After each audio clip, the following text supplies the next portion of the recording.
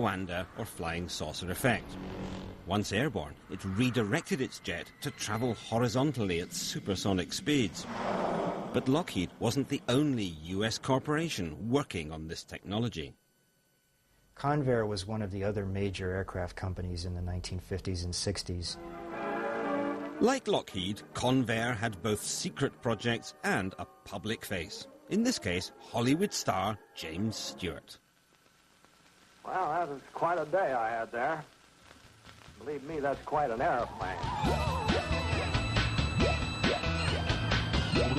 In the 50s and 60s, Bob Widmar was a senior designer for Convair and a key member of the team which built the B-58 Hustler. In the early 60s, it was the fastest plane on Earth. Well, that really got me excited. After all, the bird flies Mach 2. Now, Mach 2, that's 2 times as fast as the speed of sound.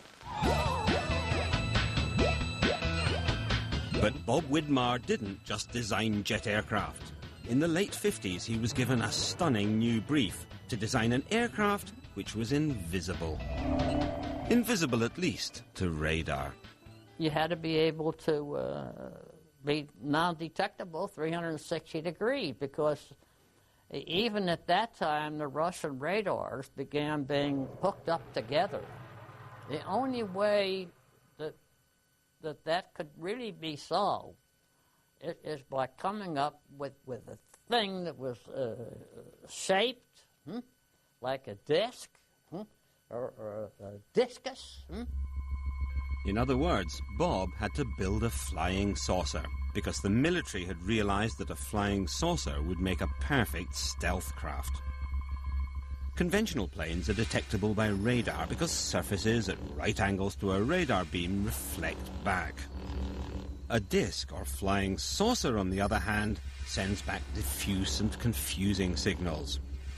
The prospect of a radar-invisible aircraft had caused great excitement in military circles, and one day some shadowy figures called on Bob. When they first came here, I didn't know who they were. They didn't tell me, hey, I'm coming in here from the CIA. Hey, look at my badge. Oh, they made me a member of the club. I didn't know that was the CIA that came. That shows you how secret that they were. In fact, the CIA was being even more mysterious than usual, because they weren't just fighting America's enemies, they'd been fighting each other.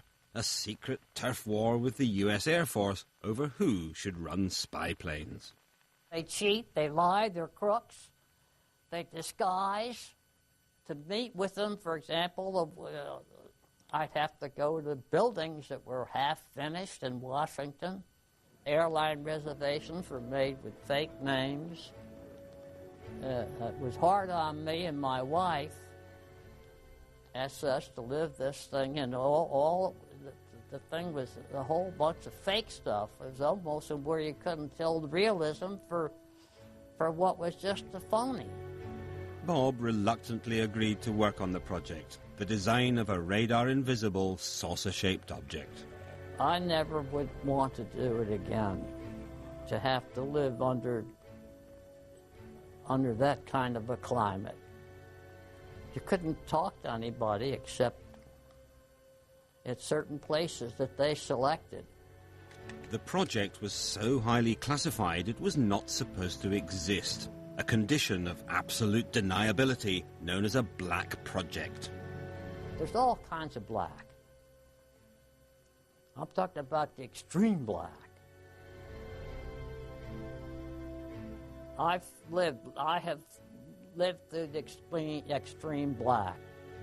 Bob's project has never been declassified, and the CIA removed all his records and designs. Well, I guess that just about sums up the story. Or does it? Because while the CIA was keeping Bob in the dark, another craft was being brought into the light.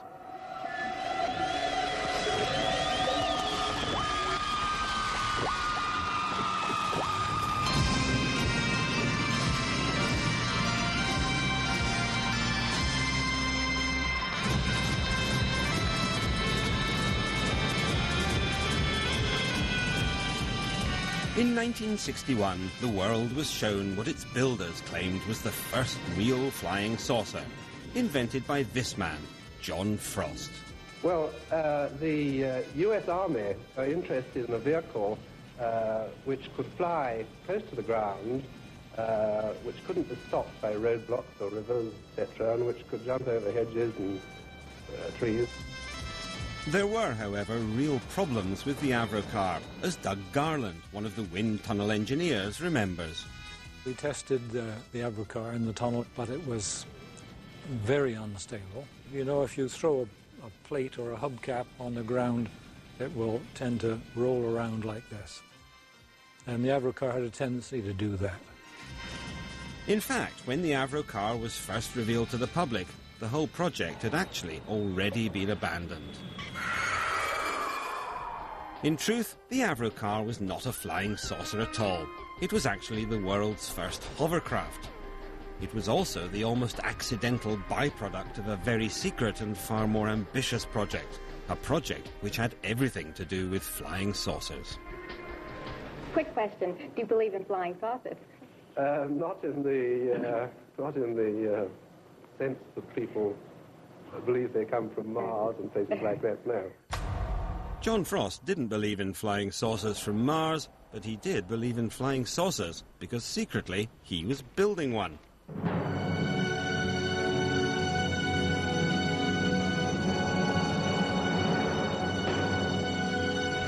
This film has never been seen by the public before. Made strictly for the eyes of security-cleared military personnel, it records the work of Avro's top-secret Special Projects team, led by John Frost. The 6 Viper engine test assembly was built by Avro Aircraft Limited to develop a power plant for an airplane of circular plan form. It consists of a basic airframe of 6 sections, excluding the outer wing, operator's cab, air intake roofs, and the flying controls. Frost was building a huge jet-powered supersonic flying saucer, codenamed Project Y2 or Weapons System 606A. On completion, it is anticipated that a considerable advancement will have been made toward the advent of disc flight. And it, too, utilized German saucer technology. John Frost was aware of wartime research that the Germans had carried out in flying saucer developments that were possibly the basis of what he saw all across the world as the real flying saucers in the sky. And that almost came at a time when the CIA was funding some research into a design concept much like the flying saucer he had in mind. The US military was excited by the vision that Frost presented. These original secret project specs for the saucer showed it could fly higher and faster than any craft or weapon system then available. Air Force documents are ambiguous about what the purpose of the saucer was. They mention it being possibly used as a special reconnaissance weapon system. Given the performance that Avro thought they could get from this vehicle, it would be able to evade any defenses and, attack any other plane with impunity. The military enthusiastically pumped huge quantities of money into his project. The Special Projects Group then became an entity unto itself. It was given a place in the flight test area and now began to work on what, in fact, Frost had started to look at as the ideal shape, a completely flying circular disc. I had no idea that there was such a thing as the Special Projects Group, because it was very classified, top secret and all that.